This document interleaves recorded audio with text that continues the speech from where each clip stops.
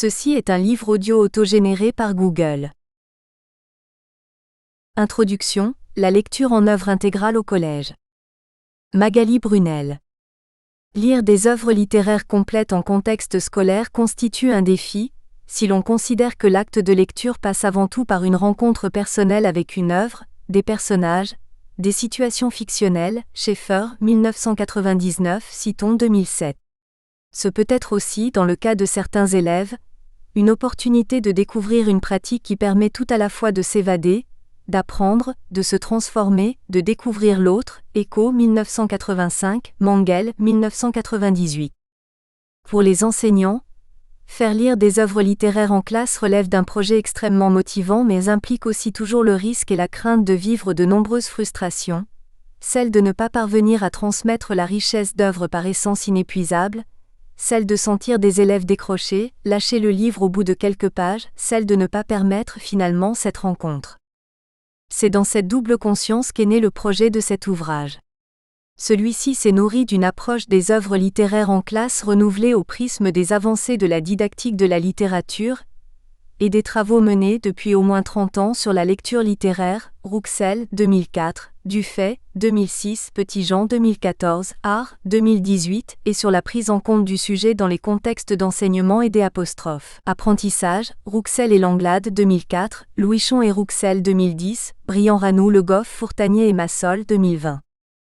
Sans renoncer à l'importance des savoirs sur la littérature et sur les œuvres, leur contexte et leur textualité, notre perspective s'inscrit donc dans le prolongement de travaux visant à favoriser le développement de ces sujets lecteurs que sont les élèves et à faire vivre, par l'échange et la confrontation avec les pairs, une communauté interprétative dans la classe. Gérard Langlade, en s'appuyant sur le film d'Al Pacino, Looking for Richard, exprimait ainsi, dans l'introduction de son ouvrage Lire des œuvres intégrales au collège et au lycée, 2002, l'enjeu de la lecture des œuvres intégrales pour l'enseignant de lettres. Comment amener un public contemporain composé pour l'essentiel de jeunes gens qui ne connaissent pas les auteurs et qui n'ont par ailleurs aucune culture littéraire particulière à entrer dans des œuvres ? Telle est évidemment toujours la question. Depuis la première parution de l'ouvrage de G. Langlade, l'œuvre intégrale, tome 1, en 1991, son tome 2 et son grand nombre de rééditions ont prouvé l'intérêt et l'importance que les enseignants confèrent à la lecture des œuvres littéraires à l'école, en particulier au collège, moment où l'activité des élèves se trouve sensiblement moins mobilisée par le déchiffrage. Ainsi le collège, et le cycle 4 en particulier, correspond à la période où les élèves peuvent être formés à et par la littérature, Aron et Viala 2005, Dufay, Gémen, Ledure 2015.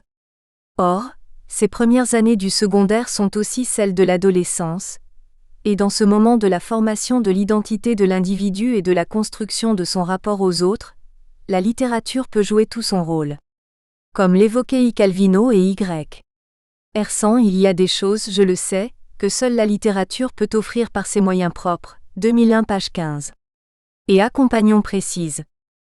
La littérature doit donc être lue et étudiée parce qu'elle offre un moyen, certains diront même le seul, de préserver et de transmettre l'expérience des autres, ceux qui sont éloignés de nous dans l'espace et le temps, ceux qui diffèrent de nous par les conditions de leur vie 2007 page 39. C'est grâce à la fréquentation des œuvres complètes davantage qu'à travers la lecture d'extraits issus de groupements de textes ou de manuels scolaires, que peut être envisagée une telle formation.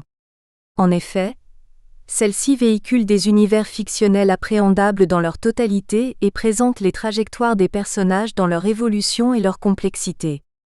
Ainsi les œuvres littéraires, les grands textes, comme les nomme Véjouve, sont exemplaires des caractéristiques fondamentales de notre condition et permettent au lecteur, car la fiction peut pousser les choses à l'extrême, de mieux cerner certains faits, la complexité d'une situation, les valeurs qu'elle véhicule. Jouve, 2010 page 147. C. Ronvaux et J. Babin définissent ainsi l'œuvre intégrale. Toute production textuelle singulière, construite par un auteur, délimitée par sa matérialité d'objet-livre, par son unité thématique, par l'organisation de son contenu, une intrigue dans le cas d'une narration, une thématique dans le cas d'un poème, toutes ces dimensions qui, selon l'expression de Gélançon, contiennent déjà le public, 2020 page 310. Les programmes officiels, depuis plusieurs décennies, ont reconnu l'importance de la lecture des œuvres littéraires et y invitent largement les enseignants, notamment sous la modalité de l'œuvre intégrale. Celle-ci vise à favoriser l'expérience dans la classe, de la résistance de l'œuvre littéraire et d'un véritable parcours du lecteur qui traverse un univers fictionnel.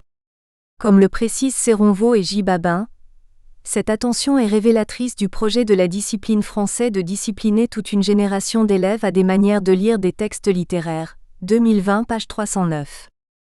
Les textes institutionnels soulignent ainsi le rôle de la littérature non seulement dans l'acquisition des différentes compétences lectorales et des connaissances littéraires et linguistiques, mais plus largement, dans la formation de l'élève. D'une part, il rappelle le fait que les compétences développées par les professeurs dans les différents domaines s'appuient largement sur la fréquentation des œuvres. Le travail mené pour développer les compétences langagières orales et écrites est effectué en lien étroit avec la découverte et l'étude de textes littéraires et d'œuvres artistiques, choisis librement par le professeur en réponse aux questionnements structurant la culture littéraire et artistique au cycle 4. D'autre part, ils insistent sur la formation par la littérature, qui soutient le développement personnel de l'élève ainsi que celui de la communauté de la classe sur les plans éthiques et culturels. Les activités de lecture mêlent de manière indissociable compréhension et interprétation.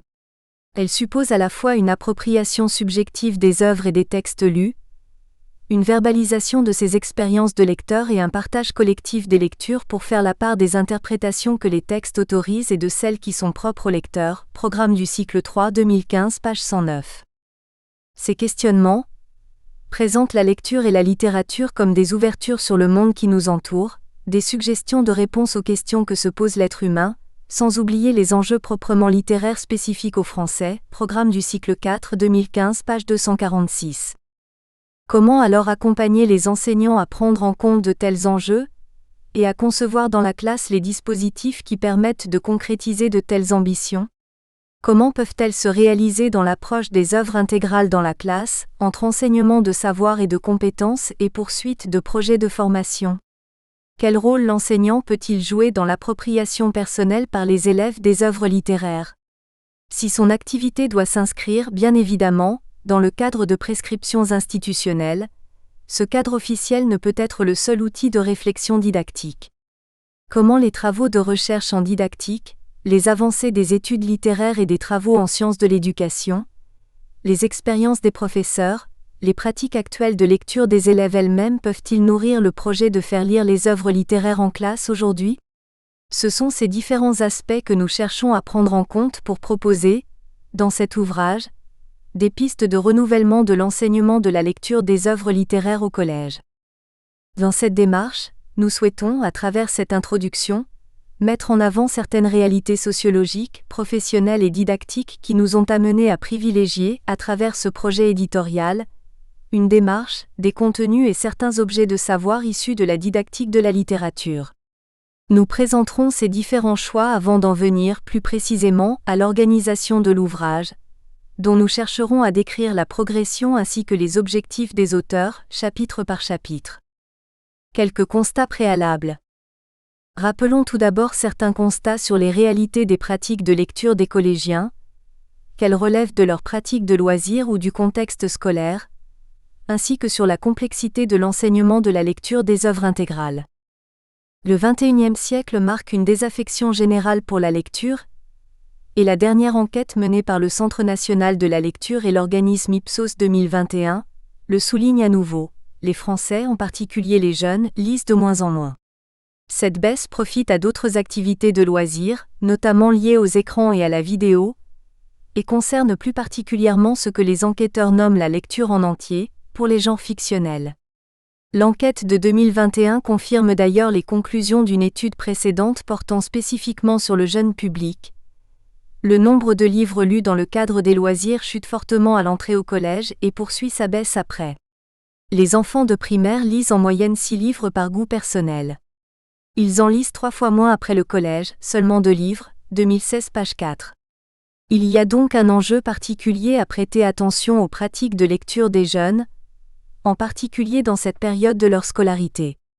Pourtant, et c'est un autre enseignement provenant de l'enquête de 2021, les jeunes valorisent toujours la lecture et considèrent qu'elle est un moyen d'être heureux et de s'épanouir. À ces constats sur les pratiques et les représentations de la lecture s'ajoutent, comme le rappelle F. Bosch, Seffrier et F. Rinck 2021, celui d'un accès inégal à l'écrit et celui des difficultés que les élèves français manifestent dans leurs compétences lectorales et littéraires, particulièrement dans les milieux les moins favorisés, PIRLS 2016, PISA 2018. Le rapport à la lecture et à l'écriture reste problématique pour de nombreux élèves en fin de scolarité obligatoire.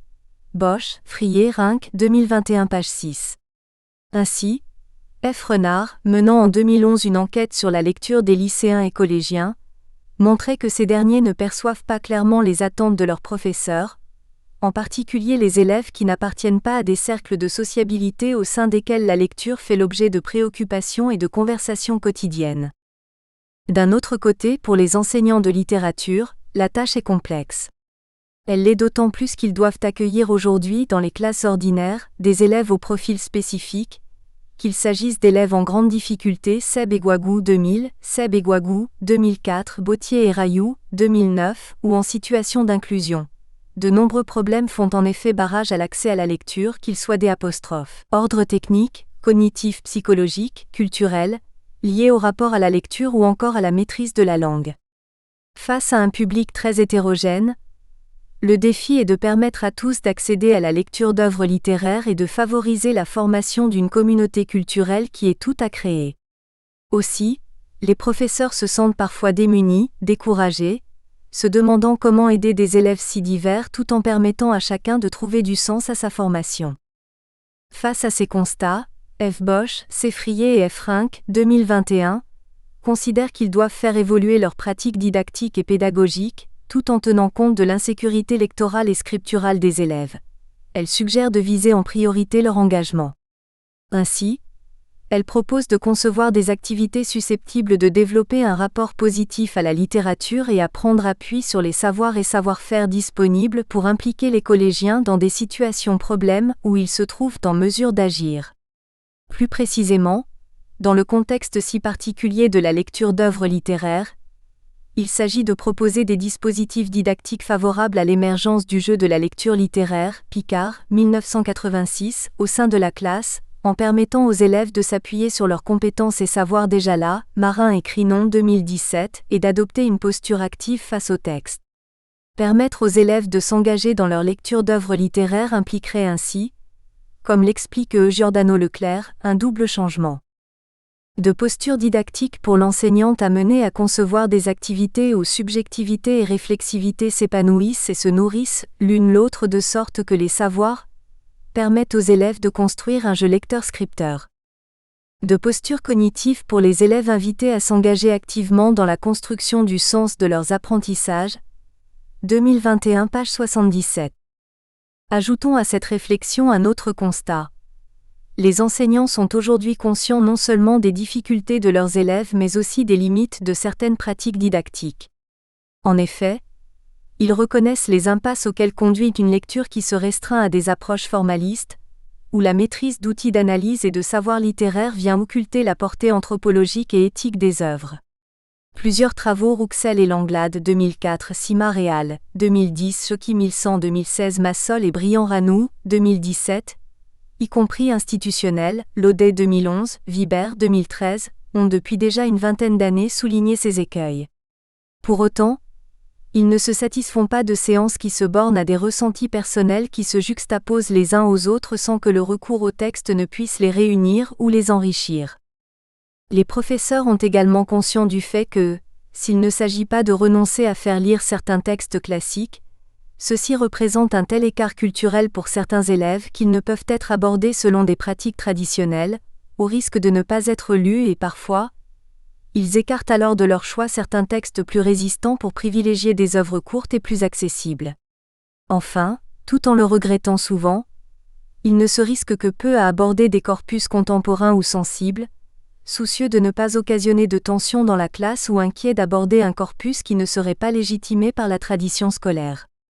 Pourtant ceux-ci seraient justement susceptibles de provoquer de véritables échos auprès de leur public, ou de rendre plus évident leur engagement.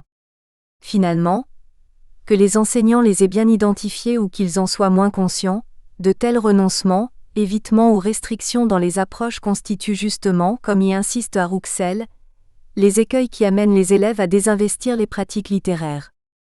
L'esquive des textes forts, ceux qui provoquent des émotions ou des réactions affirmées, l'esquive des affrontements idéologiques et des réalités sociales, enfin, l'esquive par les méthodes d'analyse qui privilégient l'observation du jeu des formes et relèvent d'une conception esthétisante de la littérature.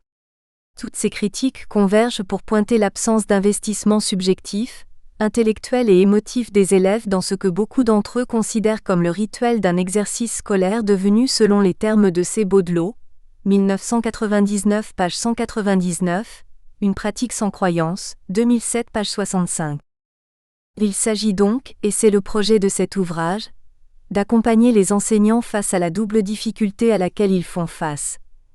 D'apporter d'une part des pistes d'évolution qui viennent diversifier et enrichir des gestes sûrs et éprouvés par la tradition scolaire et de prendre mieux en compte d'autre part la singularité des élèves d'aujourd'hui, en privilégiant des dispositifs didactiques qui les engagent et dans le cadre de la lecture littéraire, en favorisant leur investissement et leur appropriation des œuvres.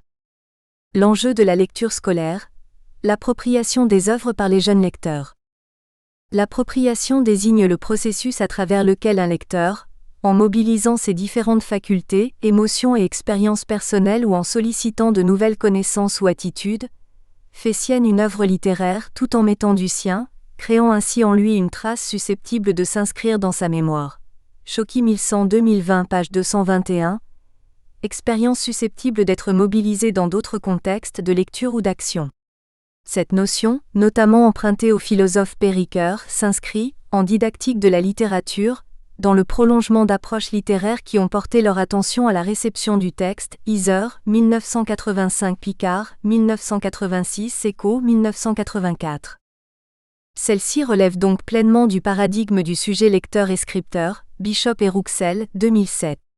En effet, elle s'appuie sur le rôle de l'activité subjective dans l'accès aux œuvres, activité qui transforme le lecteur, puisqu'il s'agit de se dévêtir de son ego pour entrer dans le monde du texte et accéder ainsi à un moi autre. Choquy 1100-2020 page 222. Dans le cas de la lecture des œuvres littéraires, elle s'articule également avec la notion de lecture littéraire, Rouxel 1997, Dufay 2008, Art 2018, qui désigne l'activité spécifique à la fois affective, cognitive et culturelle, Tauveron 2002 que peut mobiliser un lecteur face à un texte littéraire, affective parce Q'. Elle mobilise toutes les ressources émotionnelles et expérientielles du sujet, cognitive parce qu'elle implique la collaboration active et intellectuelle de celui-ci, culturelle parce qu'elle suppose des mises en relation avec l'intratexte et l'intertexte mais aussi avec toutes les histoires déjà lues, en somme, avec la bibliothèque intérieure du lecteur. Dans l'activité de lecture littéraire se conjuguent alors des manières de lire complémentaires, ainsi que le présente J.L. Dufay, L.G. Men et Deledur 2015, transposant au plan didactique les théories de la lecture de M. Picard, 1984. L'implication psychoaffective du lecteur s'y trouve associée à des pratiques de lecture plus analytiques, suspendant la valeur anecdotique ou référentielle du texte pour accéder à des interprétations de L', œuvre ou à des appréciations esthétiques et éthiques qui peuvent conduire le texte à devenir un modèle, une référence de vie pour le lecteur.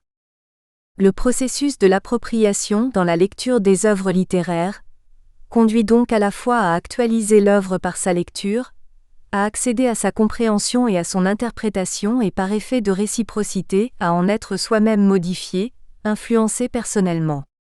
Enseigner les œuvres littéraires au collège aurait donc pour enjeu de favoriser cette appropriation, à travers différentes modalités didactiques relevant des différents domaines disciplinaires, lecture, écriture, orale, langue, et en mobilisant différentes formes langagières, écrit, oral, image, support numérique, pour permettre à la lecture de devenir une expérience marquante, un véritable événement. Langlade 2013.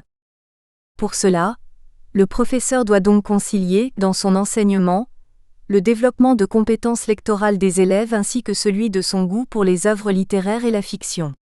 Il doit leur permettre à la fois d'expérimenter la lecture comme une scène où se vivent de multiples émotions et affects, et leur apporter des connaissances et des compétences, qu'il s'agisse de stratégies de compréhension et d'interprétation, de sollicitation d'outils littéraires, de savoirs d'histoire littéraire ou de modèles langagiers appréciatifs, afin qu'ils deviennent capables de vivre de manière autonome ces mêmes émotions. Il doit finalement favoriser l'interface entre les émotions vécues dans la fiction et les outils nécessaires pour les éprouver, les enrichir, les partager voire y revenir de manière réflexive. De ce fait, le but de son enseignement ne consiste pas uniquement à enseigner le texte mais plutôt la relation texte-lecteur, de Palens, 2020. C'est pourquoi notre ouvrage insiste particulièrement sur la mise en œuvre de dispositifs visant à développer cette relation, et ne propose donc pas de lourds appareillages didactiques concernant l'étude littéraire des textes. Les professeurs disposent, le plus souvent, de telles ressources et trouveront dans des ouvrages de théorie littéraire des lectures nécessaires et nourrissantes permettant de consolider les connaissances scientifiques dans le domaine littéraire au sujet des différentes œuvres. Nous avons plutôt privilégié des orientations didactiques qui investissent particulièrement la relation entre le texte et le lecteur, non que celles-ci ne doivent se nourrir des approches littéraires scientifiques, mais avec le souci que ces dernières ne limitent pas l'investissement subjectif des élèves dans les fictions et plus largement, leur engagement dans la lecture des œuvres proposées. Il s'agit donc pour nous de tenir toujours ensemble la mise en œuvre d'une pédagogie de l'immersion, Génie 2010, et du soutien de l'activité fictionnalisante du lecteur, Langlade, 2008, avec les exigences d'un accès aux œuvres nourries et pertinent. Nous considérons en effet que l'appui sur les processus d'implication permet dans un second temps, d'analyser d'autant plus justement les vecteurs de cette même immersion dans la fiction, par exemple ses processus narratologiques ou ses modalités énonciatives. De la sorte, nous souhaitons, comme le suggère Véjouve, permettre d'abord une intériorisation de la lecture par l'immersion puis envisager la conceptualisation de ce qui a été intériorisé. 2010 page 185. Présentation de l'ouvrage. Cet ouvrage s'inscrit dans un projet d'ensemble, visant à proposer aux enseignants des ressources sur l'enseignement de la lecture d'œuvres littéraires dans une approche curriculaire, depuis le cycle 3 jusqu'au lycée. Il en constitue donc le maillon central. Compte tenu du cadre global du projet, nous avons fait le choix de privilégier dans chaque volume, et donc pour chaque étape de la scolarité, certains axes et problématiques qui nous semblent particulièrement vivaces. Ainsi, nous aborderons dans ce volume des aspects et questions qui nous paraissent plus spécifiques au cycle du collège. Pour autant, de nombreuses orientations et propositions de celui-ci peuvent être adaptées et exploitées dans les autres niveaux de la scolarité. La visée d'ensemble consistant à apporter des outils de réflexion et de conception pour mener la lecture des œuvres complètes dans la classe, nous avons souhaité associer, au sein de chaque ouvrage, des approches didactiques renouvelées puis analysées dans le cadre de travaux de recherche avec des expériences de mise en œuvre effectivement réalisées par les enseignants. C'est donc une équipe diversifiée et complémentaire, composée de chercheurs spécialistes de différents aspects de la didactique de la littérature, d'enseignants expérimentés et de cadres de l'éducation nationale qui a été constituée à cette fin. Les orientations de ce projet éditorial se configurent au sein d'une organisation globale qui donne son unité à l'ensemble et se concrétise dans le présent ouvrage consacré au collège. Tout d'abord, en relation avec la diversité de ses auteurs, celui-ci comporte une première partie théorique à laquelle répond une seconde partie proposant des mises en œuvre de séquences qui concernent les différents niveaux du collège et les principaux genres littéraires. Chacune des parties nourrit, précise, enrichit l'autre. Les chapitres présentant les séquences, qui font écho aux chapitres théoriques, ont été conçus et rédigés par des enseignants qui les ont mis en œuvre dans leur classe. Avec la créativité et les capacités d'adaptation qui sont inhérentes à leur exercice professionnel, chacun d'entre eux a proposé, à sa manière et en relation avec son contexte d'exercice, une séquence didactique. Ainsi, ces séquences n'ont pas de valeur modélisante. Une seconde orientation consiste à aborder différents enjeux de l'enseignement des œuvres complètes qui correspondent au sein de l'ouvrage à 4 focales. La première, plus didactique, concerne la conception de la séquence.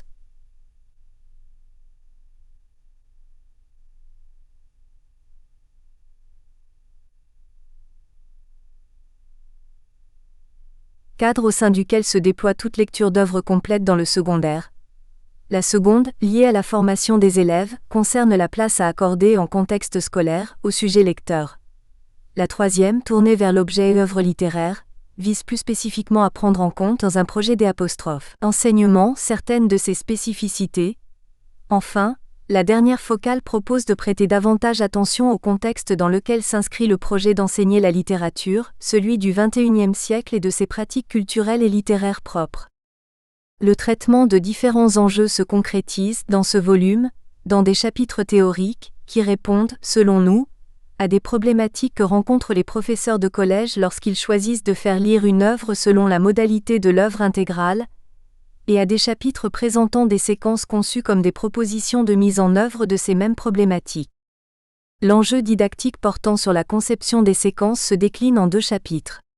Le premier, centré sur la prise en compte de la temporalité, questionne avec S. Hébert la complémentarité entre lecture en classe et lecture personnelle, lecture accompagnée et lecture autonome, lecture découverte, propice à l'immersion, et relecture se prêtant davantage aux approches analytiques.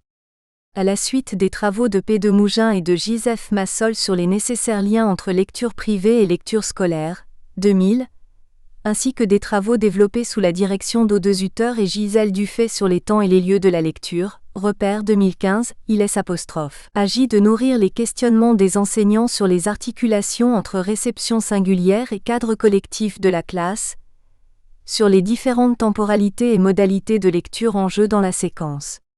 C'est à cette problématique que se confronte particulièrement Sebianchi, dans la seconde partie de l'ouvrage, en proposant une séquence de lecture de l'Armée des Ombres de J. Kessel en classe de 3e.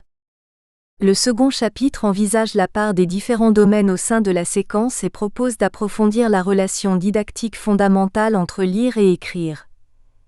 M. Brunel y convoque les travaux de Débucheton, Sétoveron et Pessev sur l'écriture littéraire et insiste notamment sur la relation constante que cette activité entretient avec la lecture des œuvres littéraires, en relation avec l'attention à la langue. Dans la lecture des Misérables de V. Hugo qu'elle propose à ses élèves de 4e, Véchol mobilise particulièrement ce lien entre lecture et écriture qui occasionne des apprentissages linguistiques et stylistiques manifestes. 2 chapitres viennent ensuite nourrir la réflexion sur la place à accorder au sujet lecteur dans la lecture des œuvres. Tout d'abord, en rappelant les différents concepts liés à la lecture subjective, V. Larrivée pose les soubassements théoriques de plusieurs dispositifs dont elle détaille les intérêts et qui ont été étudiés dans le cadre de travaux de recherche. Parmi eux, la chercheuse s'attarde sur le journal de personnages, dont les modalités renforcent l'immersion du lecteur et permettent le développement de son empathie fictionnelle. Le projet séquentiel présenté par H. Sampieri s'oriente justement sur la tenue d'un journal de personnages pour lire La Belle et la Bête de Madame le Prince de Beaumont, en classe de 6e.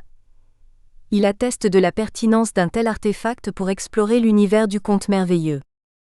Enfin, le sujet lecteur est particulièrement stimulé lorsqu'il investit l'œuvre comme lieu d'enjeux éthiques, ainsi que le montrait G. Langlade en 2008. C'est dans cette orientation que N. Rouvière s'inscrit, explorant les liens entre littérature, enseignement et morale et proposant des pistes didactiques pour aborder les œuvres comme des lieux d'expérience de la confrontation des valeurs et de la formation éthique des jeunes collégiens. Cette orientation particulière se prête à l'étude d'une œuvre théâtrale classique telle que l'Avare. Véfricia et Accaradi soumettent l'œuvre à leurs élèves dans le cadre d'une réflexion sur le lien à l'argent et à la famille, ce qui les mobilise fortement et les conduit à s'engager comme sujets éthiques dans l'appréhension de la comédie de Molière. La prise en compte de la spécificité des œuvres littéraires fait ensuite l'objet de 2 chapitres. Dans le premier, Béchoki-Milsan, insistant sur les liens entre compréhension et interprétation, propose aux enseignants de concevoir des dispositifs qui développent de manière articulée ces 2 compétences qui se nourrissent l'une l'autre. Surtout, elle souligne la nécessité d'enseigner l'interprétation et avance pour cela de nombreuses propositions de mise en œuvre adaptées au public adolescent. L'attention particulière à l'interprétation, polysémique, progressive, est particulièrement précieuse pour lire les œuvres poétiques. C'est pourquoi Bekoda Panico prend appui sur plusieurs pistes didactiques pour permettre à ses élèves de 4e d'accéder à une lecture sensible, féconde et nourricière des poèmes à l'oud Apollinaire. Dans le second chapitre prenant particulièrement en charge l'œuvre littéraire, en particulier sa dimension classique, M. Brunel et G. Plissono mobilisent la notion d'actualisation, empruntée à Y. Citons 2007. Elles en envisagent l'intérêt didactique pour accompagner les élèves dans la lecture des œuvres patrimoniales. Sans renoncer aux intérêts de la contextualisation, elles présentent des dispositifs menés dans différentes recherches qui permettent aux lecteurs adolescents d'aujourd'hui de s'investir personnellement dans la lecture d'œuvres classiques, notamment dans le corpus théâtral du XVIIe siècle. C'est ainsi que G. Plissoneau et C. Champy parviennent à mobiliser les élèves de 4e dans la lecture du Cid de Corneille, au sein d'une séquence dans laquelle elle ménage de nombreux moments pour permettre aux élèves de se familiariser avec les héros de la pièce. Enfin, la dernière focale d'attention envisage la lecture des œuvres intégrales au présent. Elle se déploie autour de 2 questions. La première est la suivante. Quelles sont les spécificités des œuvres littéraires contemporaines auxquelles les enseignants peuvent contribuer à former les jeunes lecteurs ? Nous avons fait le choix de nous intéresser avec N. Rouvière aux littératures dessinées, et plus largement à des œuvres contemporaines, multimodales, qui combinent les différents langages. Réputées accessibles, voire associées à des mauvais genres, elles sont pourtant entrées dans le corpus scolaire depuis les années 1970 à 80, Denisot 2019, mais occupent souvent un statut secondaire et ne font pas l'objet d'enseignements explicites.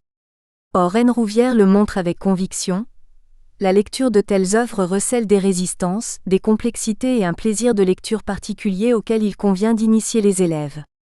Tel est le défi que relève S. Estrade, qui propose la lecture de l'œuvre de Chanuga, Narcisse, à ses élèves de 5e, et les accompagne dans la lecture d'une œuvre originale, exigeante et foisonnante, déployée au cours de 3 volumes, qui constitue autant d'étapes initiatiques dans la construction du héros mais également peut-être dans la formation du lecteur. La deuxième question qui nous préoccupe concerne les pratiques de lecture contemporaines, à l'ère d'Internet et des réseaux sociaux. On le sait, ces pratiques, notamment celles des jeunes, sont largement virtuelles et se prêtent volontiers à la constitution de communautés en ligne. Ce sont ces nouvelles formes de sociabilité lectorale, associées à des formes nouvelles d'écriture créative et d'écriture de réception, que M. Brunel a cherché à adapter en contexte scolaire, en insistant particulièrement sur L'. Intérêt de proposer aux collégiens de lire les œuvres littéraires en pratiquant des fanfictions. L'œuvre autofictionnelle d'Anoton, Métaphysique des tubes, devient alors l'objet d'écriture fanfictionnelle des jeunes collégiens de 3e. S. Estrade organise ainsi, à partir d'une ressource disponible en ligne, un projet séquentiel, interrogeant le projet d'écriture de soi et invitant les élèves à endosser eux-mêmes un tel projet, dans un cadre fanfictionnel s'écartant des habitudes scolaires qui les enjoignent souvent à se livrer eux-mêmes à l'écriture autobiographique. Le dispositif donne ainsi lieu à des échanges et des écritures très personnelles, révélant les questionnements existentiels des jeunes adolescents et leur plaisir d'écrire. Ainsi, comme nous venons de le présenter au fil des différentes problématiques didactiques traitées dans l'ouvrage, les séquences regroupées au sein de la deuxième partie développent des mises en œuvre et adaptent, dans le contexte particulier d'une classe, certains dispositifs didactiques présentés par les chercheurs. De la sorte, tout en montrant toute la créativité professionnelle à l'œuvre dans le travail de l'enseignant, elles offrent un éclairage sur l'exploitation concrète de certains concepts et notions convoqués par les chercheurs. Elles concernent tous les niveaux du collège, les principaux genres littéraires et siècles abordés au collège et tentent d'explorer les différentes entrées du programme qui appellent explicitement un traitement en œuvre intégrale. Nos choix se sont portés sur un corpus littéraire riche et exigeant, offrant aux professeurs des traitements des différents genres, d'œuvres d'époques diverses et répondant à des questionnements anthropologiques variés. S'il ne vise pas à répondre de manière exhaustive aux injonctions institutionnelles concernant les lectures d'œuvres, notre ouvrage s'efforce de proposer des œuvres patrimoniales que les professeurs hésitent aujourd'hui parfois à faire lire à leurs élèves, mais également des œuvres contemporaines quelquefois peu connues. Il y a là une forme de parti pris, auquel nous souhaiterions inviter les professeurs dans le choix des corpus, ne pas renoncer à faire lire les œuvres les plus anciennes qui peuvent continuer à modeler et à transmettre des valeurs dans le monde actuel, oser aussi faire vivre la littérature et les pratiques culturelles contemporaines afin que les collégiens parviennent, entre leurs pratiques privées et leurs pratiques scolaires, à faire des liens, à établir des relations et des ponts entre des objets de culture divers. Fourtanier 2011 page 49. Partie 1 Approche théorique. Chapitre 1 Le temps de la lecture intégrale, découverte et étude. Sébastien Hébert. Le chapitre se propose de questionner comment l'enseignant peut organiser la lecture de l'œuvre dans sa temporalité, en particulier en alternant les différents types de lecture au sein de la séquence. 1.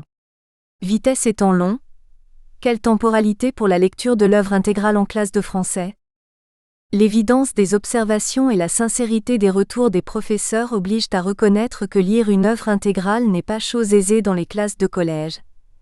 L'est-elle d'ailleurs plus au lycée? Face au temps long qu'impose la lecture d'un livre, les sollicitations du temps bref ne manquent pas pour les adolescents habitués au format parfaitement rythmé des stories, des séries ou à celui, non moins rapide, des fictions cinématographiques qui les séduisent.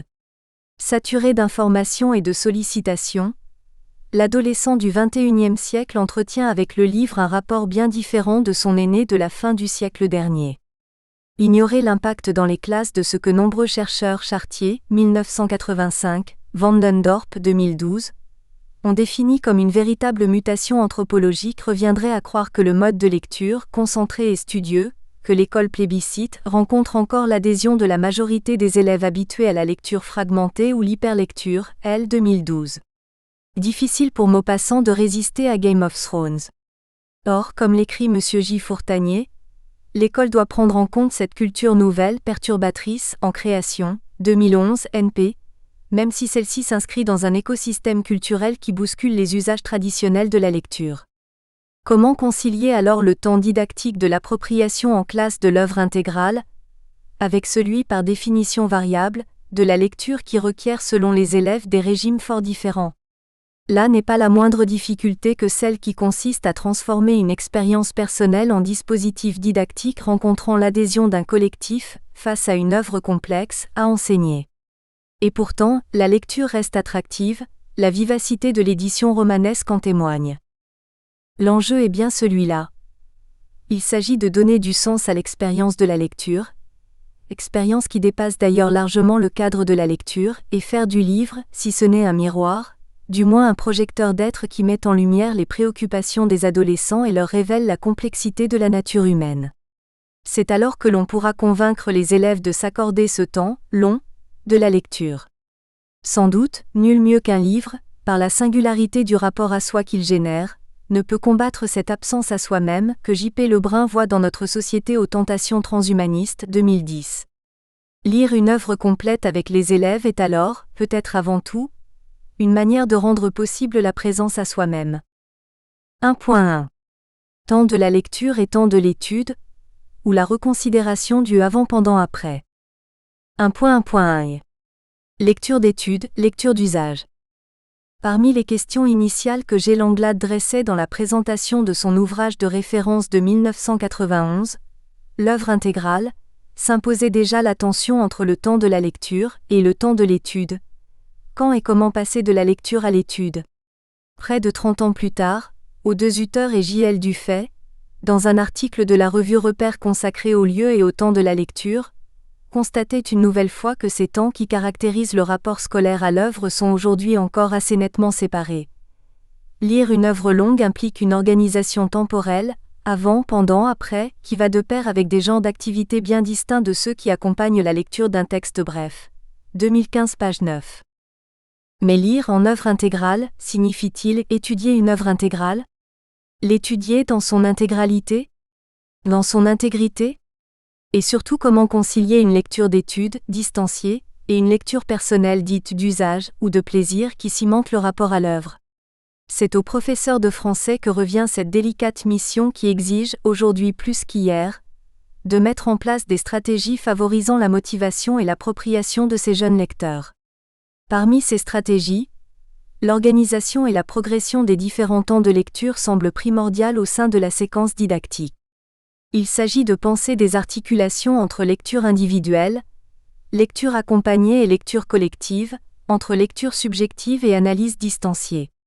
L'intérêt porté depuis une vingtaine d'années à l'élève sujet-lecteur, Rouxel et Langlade, 2004, a naturellement amené les enseignants dans la foulée des chercheurs à interroger la temporalité de la lecture en ménageant des espaces qui prennent en compte le temps de l'appropriation.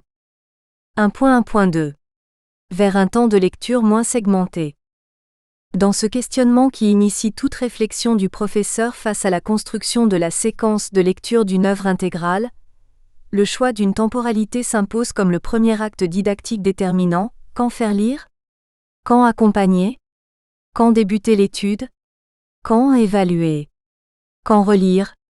La trilogie avant, pendant, après, longtemps recommandée par les instructions officielles et qui découpe la séquence en 3 phases correspondant à la lecture personnelle, accompagnée ou pas, à l'étude collective puis à ses prolongements, est-elle toujours féconde? Les programmes de 2008 pour le cycle central précisaient encore: l'étude de l'œuvre intégrale s'appuie sur une lecture complète préalablement effectuée par l'élève.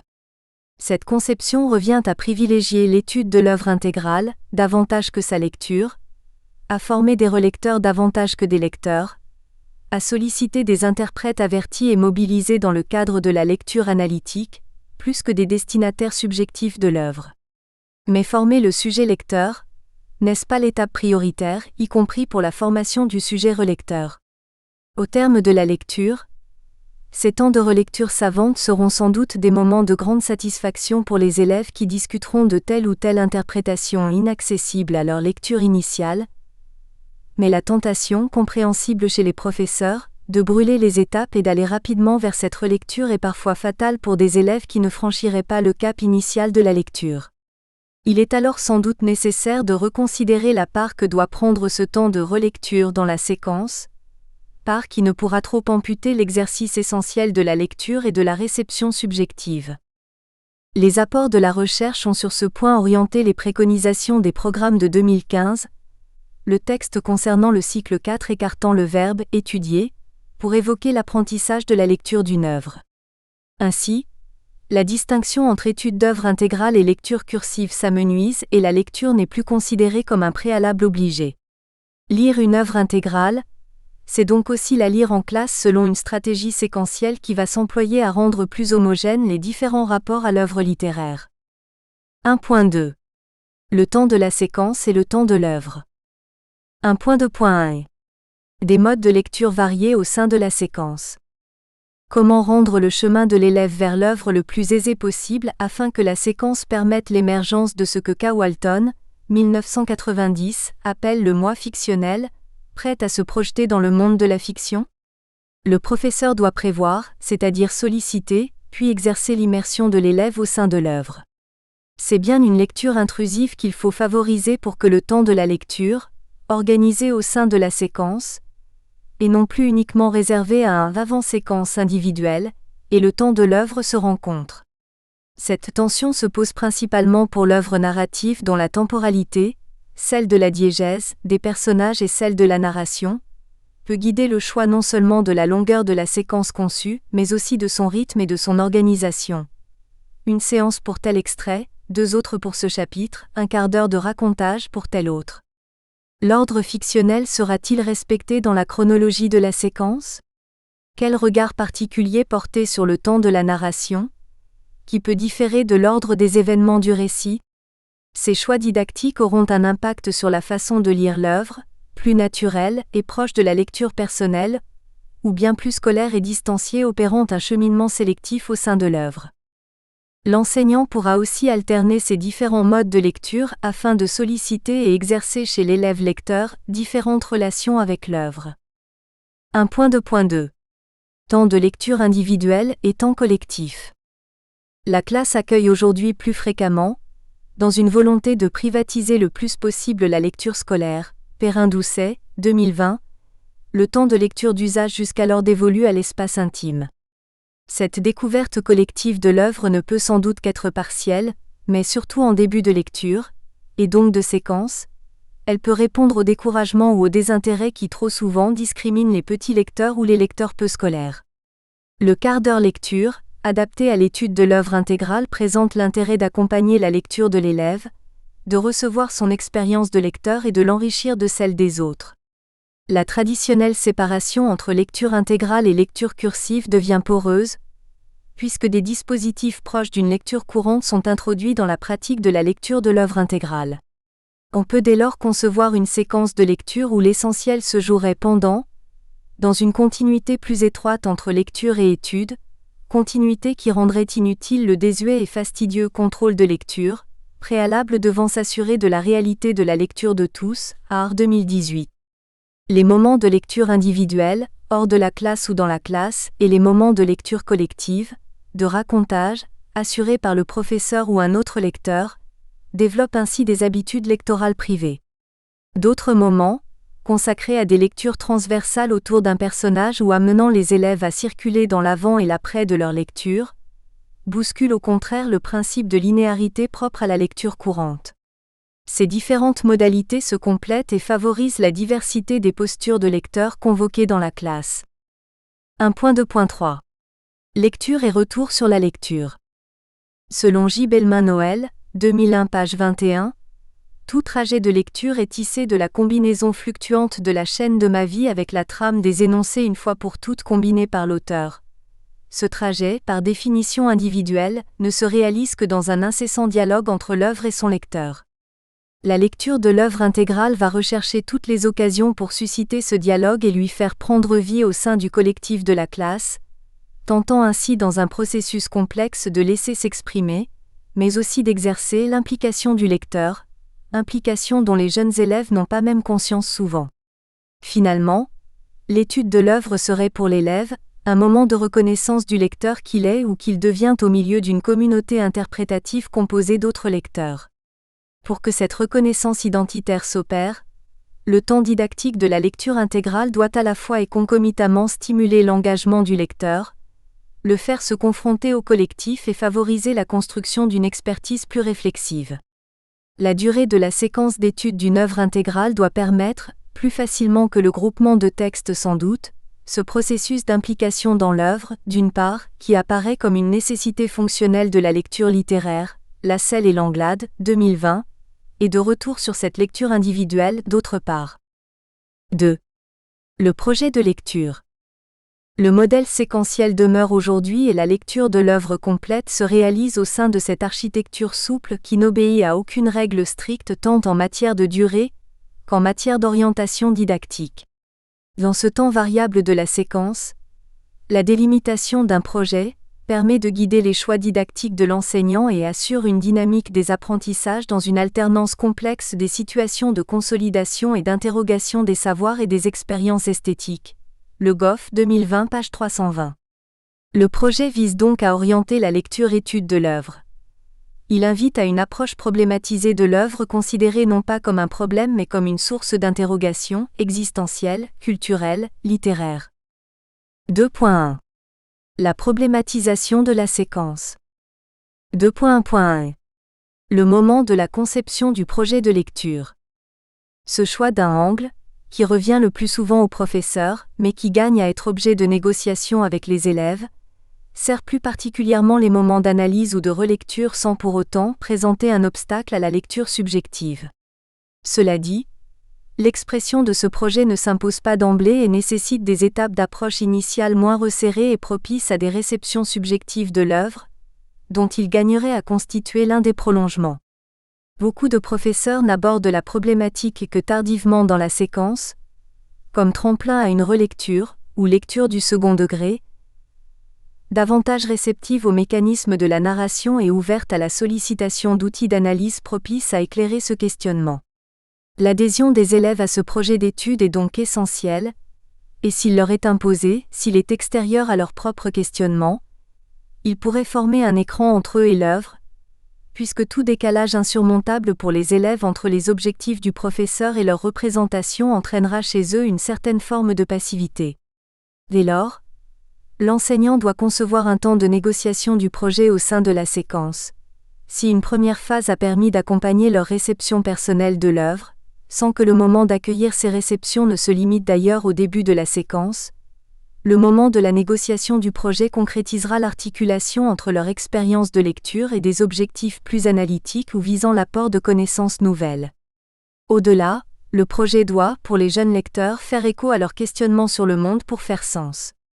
Peut-on vraiment les convaincre de lire Molière parce que c'est Molière, l'école des femmes parce que c'est une œuvre patrimoniale ? Le professeur pourra certes le leur expliquer, mais non comme une justification de lecture qui semblerait figer ce qu'il faudrait en dire. Cette patrimonialisation, si elle doit advenir, pourrait se réaliser dans le dernier moment de l'étude, alors que les univers se sont croisés, qu'une forme de dialogue s'est instaurée entre l'œuvre et ses lecteurs. 2.1.2 Projet de lecture et lecture subjective. Le temps séquentiel n'oublie pas, en dépit de son organisation et de sa problématique, de ménager, au cours de la séquence, des temps essentiels à la réception, fondation indispensable du développement du lecteur. En effet, si le temps de la réception première sait solliciter ce sujet lecteur, l'appropriation personnelle se construit tout au long de la séquence, en lien avec l'étude, ces deux aspects n'étant pas dissociés. Investissement subjectif et approche analytique, lecture et étude, s'exercent concomitamment ou en léger différé, favorisant l'implication des élèves et leur désir de poursuivre la lecture, particulièrement dans la première partie de la séquence. Ainsi, selon les cas, selon les choix des professeurs et les œuvres, l'implication subjective pourra être première et celle de l'approche analytique seconde, selon des durées variables. Mais le professeur peut tout aussi bien choisir d'alterner les phases de lecture subjective et celles où l'on va développer l'interprétation de manière plus distanciée. Nulle règle en la matière ne saurait être édictée et c'est bien une forme de porosité, Art 2015, qui semble définir l'acte de lecture. Recevoir un texte et l'interpréter vont souvent de pair chez tout lecteur. 2.2 Un projet qui exige des choix, du séquençage de l'œuvre. 2.2.1 Relation de la partie au tout. Se poser la question de la temporalité didactique de la lecture d'une œuvre littéraire, c'est aussi interroger la nature de la lecture de celle-ci et partant, celle du rapport entre l'œuvre et l'extrait et des allers-retours complexes entre la partie et le tout. Dans un passé pas si lointain, les pratiques de lecture intégrale se limitaient à des juxtapositions de lecture analytique d'extraits choisis en fonction de leur représentativité de l'œuvre ou de leur positionnement stratégique dans l'histoire. Dès 1991, G. Langlade regrettait cette pratique des morceaux choisis qui contribuait à la construction d'une anthologie scolaire figée où des incontournables s'imposaient en dépit même de projets de lecture faisant sens pour la classe.